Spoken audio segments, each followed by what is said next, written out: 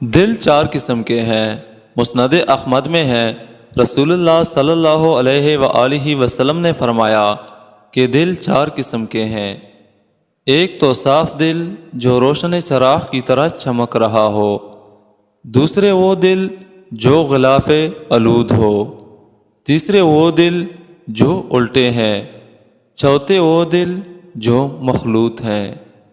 پہلا دل تو مومن کا ہے جو پوری طرح نورانی ہے، دوسرا کافر کا دل ہے جس پر پردے پڑے ہوئے ہیں، تیسرا منافق کا ہے جو جانتا ہے اور انکار بھی کرتا ہے، چوتھا دل اس منافق کا ہے جس میں ایمان اور نفاق دونوں جمع ہیں۔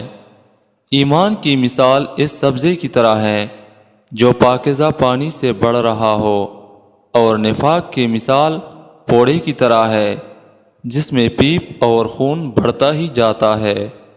اب جو مادہ بڑھ جائے وہ دوسرے پر غالب آ جاتا ہے۔ اس حدیث کی اسناد بہت ہی عمدہ ہے۔